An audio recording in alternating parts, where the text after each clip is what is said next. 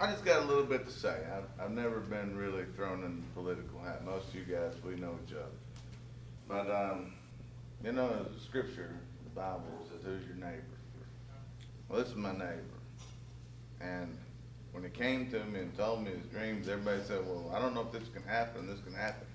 If you guys have been paying attention, first thing we did is we prayed over it. So, hey, if God's of it, let him bless it. If it's not, just let it come to nothing. Right? Because unless the Lord builds the house, then the build it in vain. But this guy's a neighbor to me. He's an officer in the United States Marine Corps. Has a godly spirit. He shows me kindness. He lets me keep my motorcycles in his barn. Okay, so he's my neighbor. He's my friend. But I know if you guys didn't pay any attention, Louis is now running for AG. Yeah. So he's not even focused on District 1 enough. And then when we saw him personally, we drove to Tyler and made the announcement. But when you see a guy say, well, I'm going to run for this job, and if I can't get it, then I guess I'll do this one another year. It doesn't show me any passion. It didn't show me any feelings that he was for us. But this man has went out on his own. He spent his own money out of his own pocket. He's got a simple plan how we can govern ourselves, which is what Texas has always been pretty good at. So we let Washington start doing it. But this man is my neighbor. He's my friend. This is Aditya Tholey, and he's running for Congress. Thank y'all for letting me share. What up, y'all? So obviously I'm running, but this is not a political talk, all right? And this is not a campaign stump speech. What we're here to talk about is governance and proper governance and why the country is the way it is right now. And then we're going to talk about specific, actionable solutions to what we can actually do about it. All right, and I've given this talk to hundreds of people, and so far what we've told everyone is, hey, if you can find any holes in this plan, some reason why this plan will not work to help get the country back for us like it used to be, then let us know, and we'll either fix the plan or we'll stop the campaign and return all unspent donations. So far, we've talked to hundreds of people, and no one can tell us why it won't work. But we'll discuss first about what the situation in the country is right now. Okay, real quick, let's get a poll. When I talk to folks, there's really two big camps.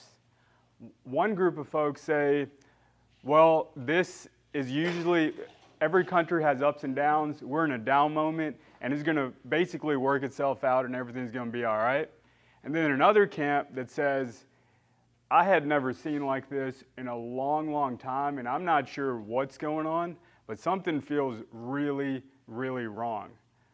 And so out of those two camps, let's get a show of hands. Who's in that first camp that thinks, well, it's pretty bad, but it's mostly just the media blowing it up or politicians blowing it up for either votes or views? Who is in that camp right now? Okay. Who's in that second camp that says something actually feels seriously wrong right now? If you could raise your hand. Okay. So that's almost everyone, so about 90%. Okay. So politics is super simple, okay? We're mostly non-political people. I was trained in government and business at college, and then I have a lot of friends that work in the federal government in different institutions and in local governments. And politics is all about people. That's all it is. So what we're seeing right now, all it is a toxic marriage. There's nothing more, nothing less. And there's a toxic relationship between the Democrat Party and the Republican Party. All right, so usually marriages start out pretty good. But then as years go by, you start having problems day-to-day life.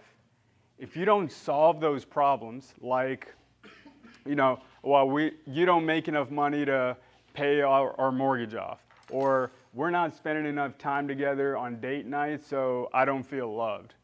These are real problems. If you don't solve these problems, 10, 20, 30 years later, well, those problems start to fester, right? And that same relationship that used to be loving becomes an emotional and moral argument against each other, right? How many folks have seen this with other relationships you've seen? If you don't solve these problems, right? Shoot. Right, it might be your own, right? So if you don't solve those material problems, it turns into moral and spiritual problems to where the couple is pointing at each other and she is yelling about why didn't you take the trash out, but we all know it ain't about the trash. You know, she don't feel loved or she doesn't feel secure. These are moral and emotional problems.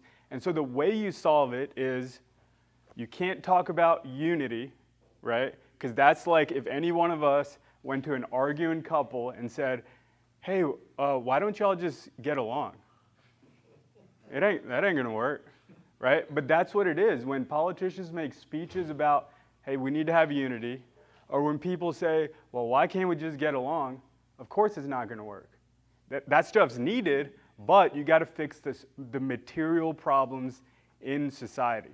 And so when I say material problems, what I'm talking about is problems for the middle class. So that means the rising price of healthcare, the lack of good public schools in certain communities, the lack of career jobs in certain communities, jobs getting shipped overseas in certain communities.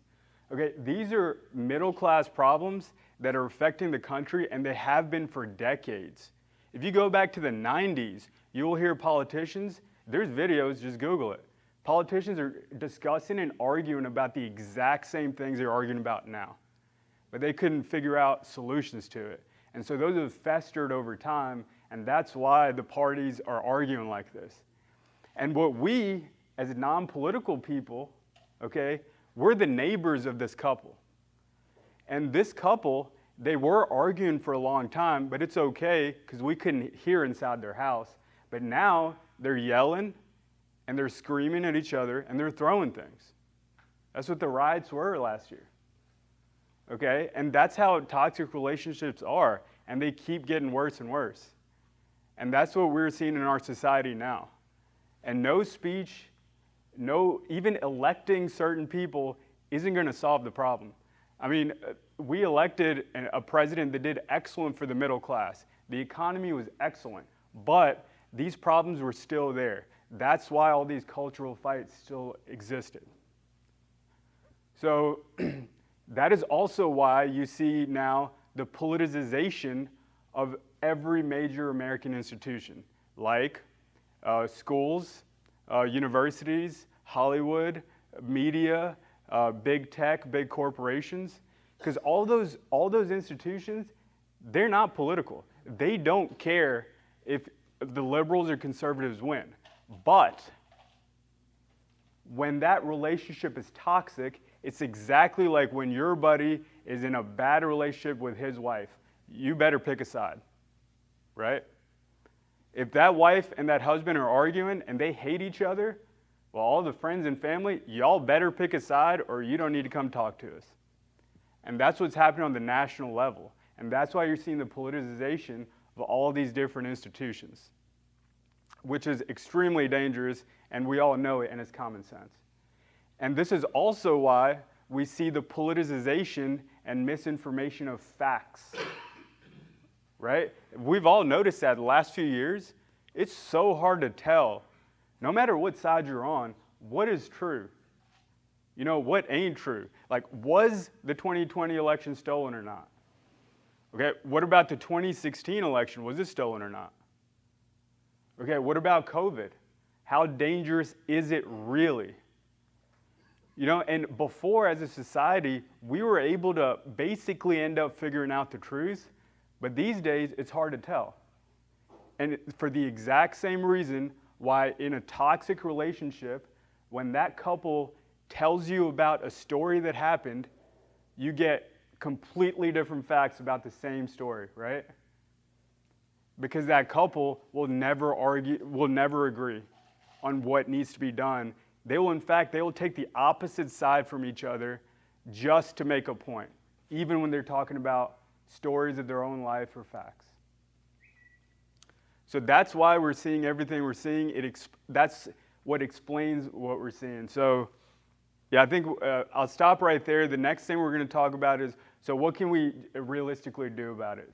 All right, so we'll move on to the next part, okay? So as we all know, in all of our various businesses we've been in, okay, by accident, I ended up working in like a dozen different industries because I was waiting on the Marine Corps for 8 years, and so I ended up in a lot of different industries during that time.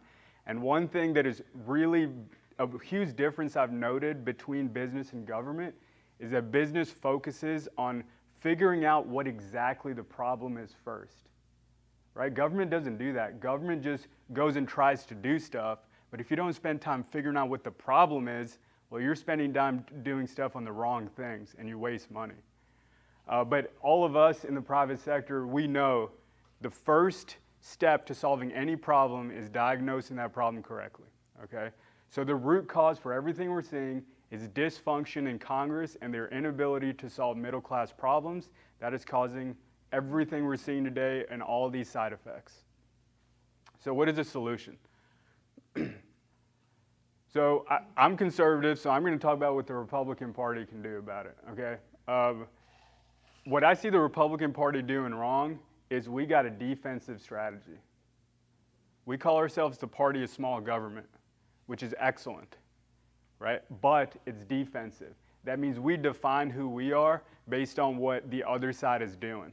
So we're really good at stopping or slowing down what the Liberal Party wants to do, like Green New Deal, socialism, et cetera. We're good at that.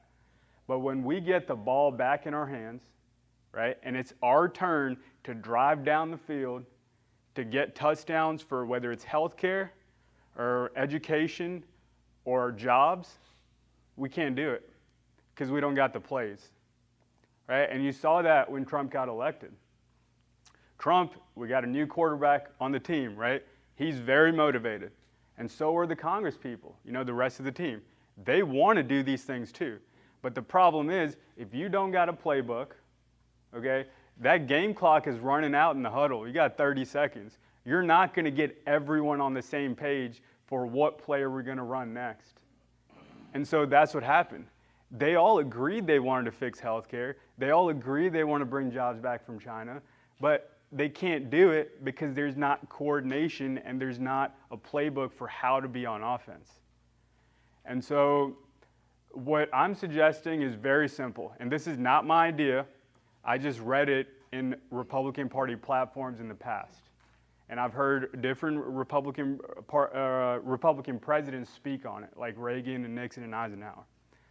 We need to change our slogan from the party of small government to the party of local government. And that's it. Just change the slogan. And now you got an offensive strategy. Okay, and I'll just give 2 quick examples and then I'll turn it over for questions. So we'll just take healthcare because it's on everyone's mind. It affects everyone, including employers. We know that Obamacare raised premiums for everyone by like 100%, okay? It was good for the poor people because it put about 10 million extra people on Medicaid, but around the roughly 100 to 150 million middle-class people like all of us, I mean, the rates are through the roof, okay? We tried to repeal and replace in 2017. Does anyone know what happened with that effort, with Paul Ryan and Trump? Sir? It stalled out. It did. That's right. You know why? The charts. The what? The charts. What was the charts? You know, the confusing. No, that kind of presentation that Paul Ryan made was so confusing. And even Saturday Night Live was making fun of him with his charts. I'm going to show you my charts. That's right. So what he's talking about is Paul Ryan gave a little 35-minute PowerPoint presentation, right? Saying a lot of stuff, using a lot of words, and those 25 to 30-year-old reporters, who mostly lean left anyway, they had no idea what he's talking about. That's right. They have no idea what he's talking about. So what ended up happening is the mainstream media, which we all know is kind of liberal, right? They decided, they painted this bill out to be, well, that's just Republicans trying to save money on their taxes, and they don't care who they hurt or kill in the process. It's old people, sick people, poor people, whatever. And your average moderate voter in, let's say, New Mexico, that mom or dad that cares about the country, wants the right thing to happen, but too busy to pay attention to politics, So, and they got jobs. They're thinking, well, I like not having high taxes, but I don't know if I want to hurt people in the process, so I'm not really sure, so I don't know. And your average senator from New Mexico or Utah or whatever, he's going to be like, no, I'm not going to vote for it. So repeal and replace Obamacare failed by one vote in the Senate, one vote. If that had passed, our premiums would have dropped within the next few years, no doubt about it. So what is this? So now what if we were known as the party of local government? Okay, now how you explain what we stand for on every policy is super, super simple. You do not need a 35-minute PowerPoint presentation. We want to go back to a free market on the national level, right? Because everyone agrees, left and right, that keeps the prices the lowest for the middle class and the most choices for all kinds of people. But our Achilles heel has always been, all right, but what do you do with all the folks that can't help themselves? All right, it's about 10, 20 million of them. Our answer is simple. Let the states handle it. All the money that Obamacare gives to Medicaid goes straight to the states in what they call a block grant, which is just take the money from Medicaid to the states, and all the money that Obamacare gives to insurance companies, take that, give it straight to the states, and that's it. And I didn't come up with this idea. Okay, this is what was in that Paul Ryan repeal and replace bill. But the difference is I said it in 2 sentences. Okay? And if we're the party of local government, you don't even have to say it. People just get it. Right? Back to a free market on a national level, right? Remove all the regulations and competition barriers. And then the folks that can't help themselves, we got money going to the states and the states can do it. And that's why it'll work. Republicans have been talking about this for decades, returning Medicaid back to the states, because the states are much closer to citizens, and citizens can supervise and fix stuff much better if it's handled at the state level versus what we see now with the federal level. Okay? I'll use one more example on, you know what? In fact, I'll leave the examples to y'all so y'all can ask me another issue we should talk about. But basically every issue you can think of, if you call us the party of local government, it just makes sense. And you can now argue and win with your liberal friends. And that's why this is called an offensive strategy. Because one thing we forgot somewhere down the line is the conservative or movement is not the 200 politicians we elect in DC. It's the millions of people across the country, right? And if we, as conservatives, can't argue and win one-on-one against our liberal friends and family as to what we want to do with healthcare, not just that we're against socialized healthcare, not just that we're against high taxes, not just that we're against teachers' unions, but what are we for? And if we're the party of local government, you already know, and you can explain that, and you can win those arguments. And so what that does is that creates pressure. If there's millions of arguments being won across society, that's what creates pressure and helps the politicians in DC win those arguments. So I'll stop right there. That is the solution that we're proposing. That's what the plan is. All it is a rebranding to the party of local government. All the policies stay exactly the same. The next 2 minutes is how do we actually do that? Because even if it's a good idea, who cares if it can't be done, right? So, but I'll stop right there. I want to know if anyone has any questions or comments or concerns about just that part.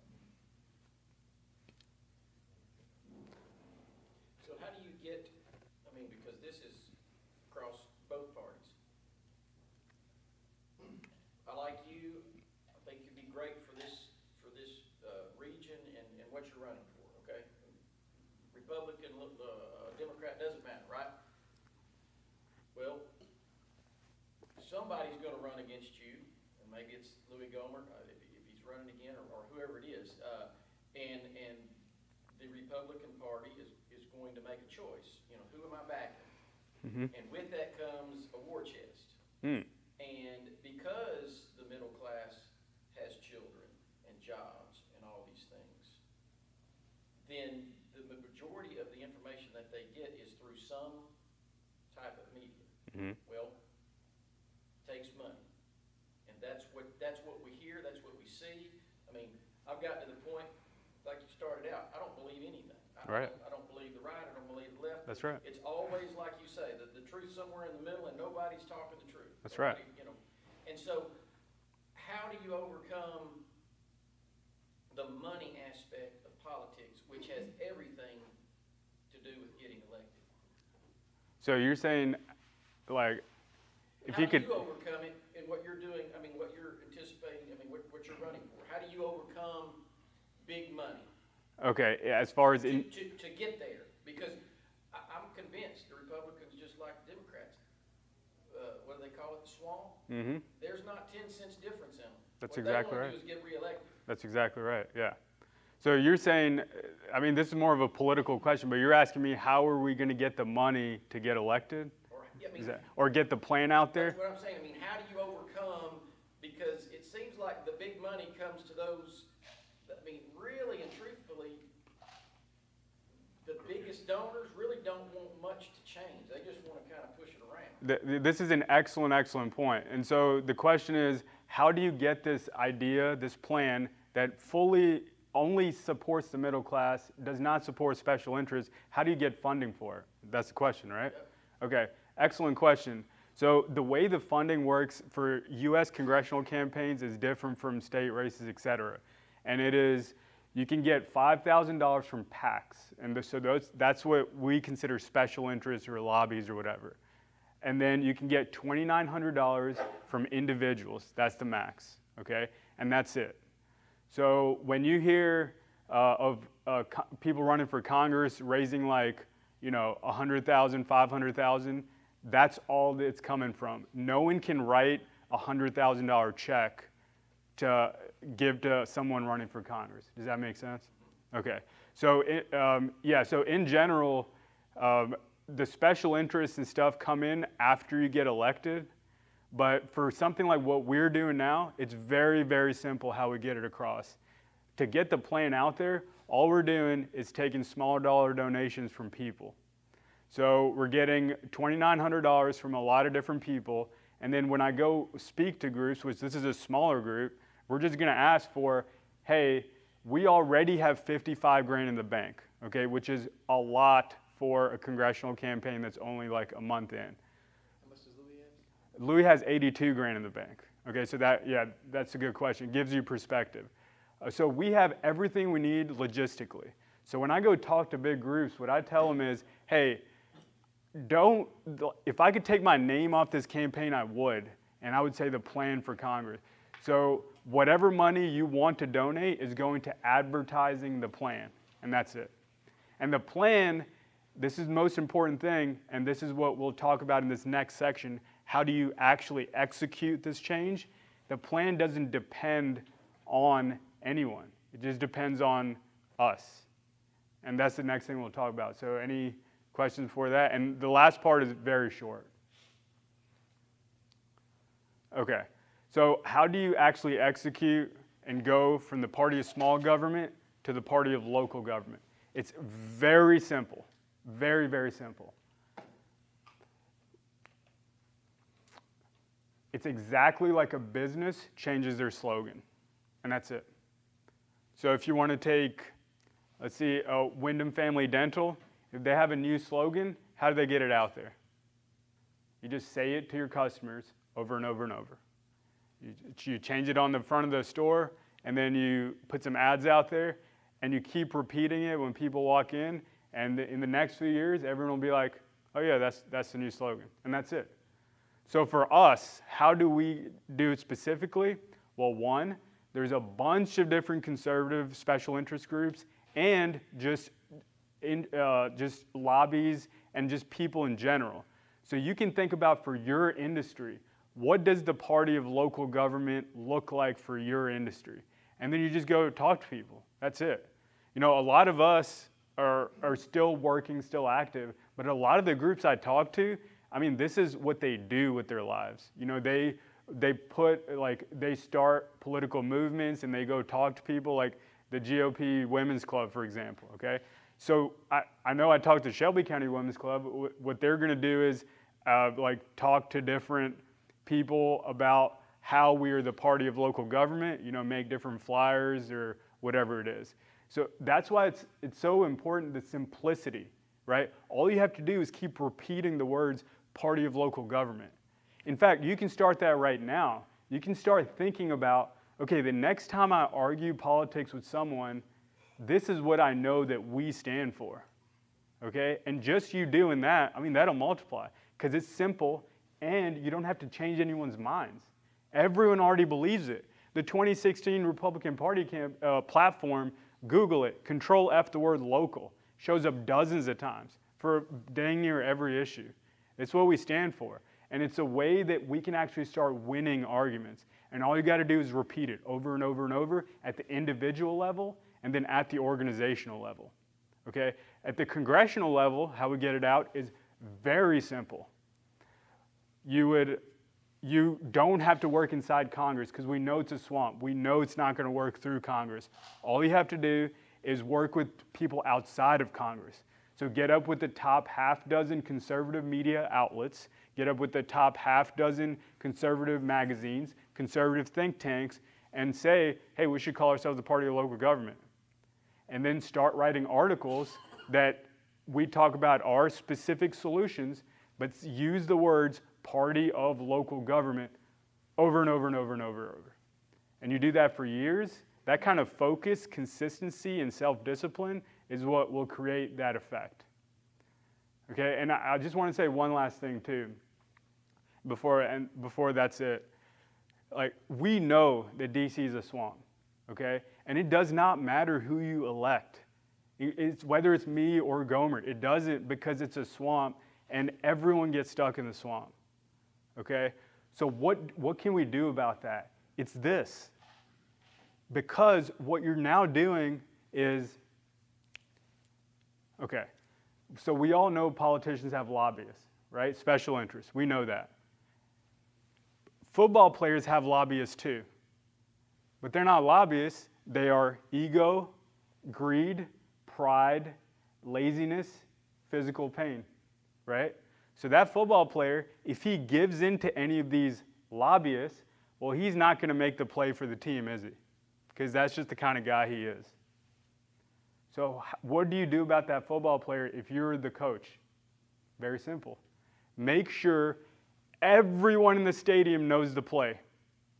So if everyone in the stadium, we're talking the entire audience, in our case the voters, all the coaches, in our case the voters, all the rest of the players, in our case the other politicians, if everyone knows, hey, this dude for this play, he's supposed to run 30 yards forward and cast the ball, well, what is that guy going to do?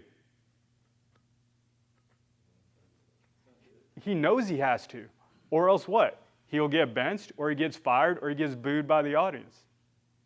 And so if we want to work, and so this is the solution to the swamp, is we have to get one play. All we need is the politicians to perform one time, back to a free market national level, block grants to the states. And then the states can handle the details. We just need that one play, and then the politicians can go back to being the special interests. So if we can get those plays, what happens is over time, you're now decentralizing DC. So you're having less money go through DC, and because of that, you will also have less special interests go through DC over time. And we know this because the special interest problem only started in the 70s as a reaction to LBJ's Great Society in the 60s when he decided we needed to expand DC power in order to help a lot of people. But what the problem in campaign finance, the problem in special interests, the problem in the change from rising GDP to middle class income, the stagnation of middle class households income, that all started in the 70s as a direct reaction to DC's getting a lot bigger. So companies are like, oh yeah, it makes sense to spend money to go lobby them because there's more money flowing through there.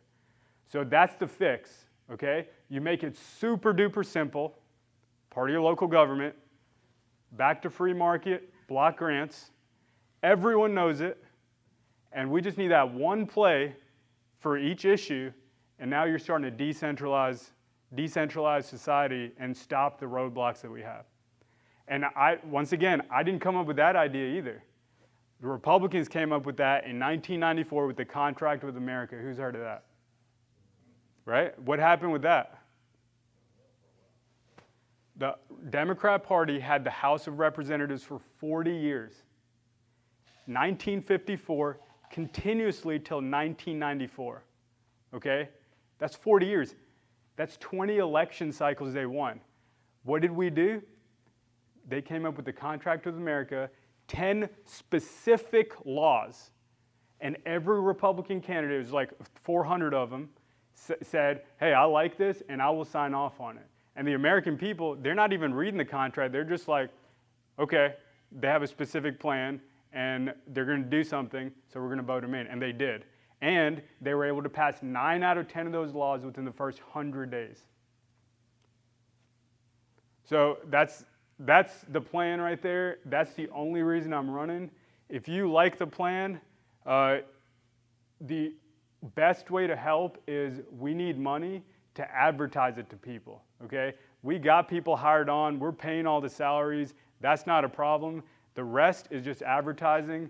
We have 6 media interviews set up in the next 2 weeks, and we're headed to Tyler next week. We're going to interview with the paper there, and we're doing an interview with KLTV, and it's all about explaining exactly what the plan is.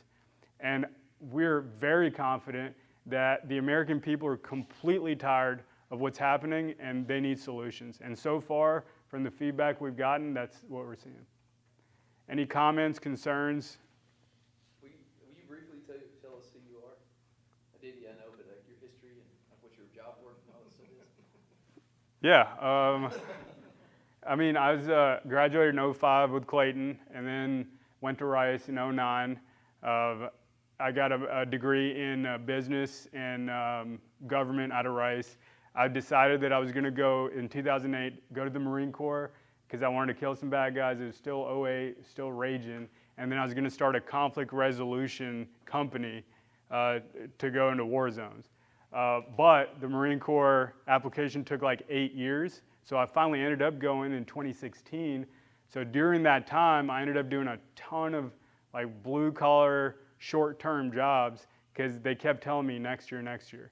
So I worked everything from, I was a carpenter with Kenneth Werner down in Arcadia. Some of y'all might have known him. He's passed away now. I helped with Shelby County Outreach Ministries, Miss Pam White. Some of y'all might have known her. And then I went and roughnecked in the oil field for a long time until the application got approved. And then I just got out the military last year, and now I'm here doing this because I have 7 other Marine buddies that are like, the fight is now here at home. And this is the way it's going. This is unsustainable. And every historian and economist I respect is very worried. And so that's why we're doing this here. Pandora's box of illegal immigration. How do you put Pandora back in that box? Yeah, this is an excellent question. It has to do with what's that? I'm joking. Yeah, so what we talked about, illegal immigration is a cultural issue, right? And we only talked about how we can fix these material issues. So the question is, how do conservatives win on these cultural issues? It's exactly like when you're at work, okay? And you have, let's say you got 2 bosses. One is really good at his job, okay? And the other is mediocre.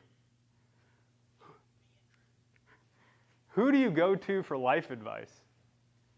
Maybe not even ask, but who do you want to emulate? Whose opinion do you respect for stuff like, hey, does hard work lead to success? Or, hey, does it matter if I have a lot of sex before marriage? Or, I mean, it's just bodies rubbing together, right? It don't really matter, right?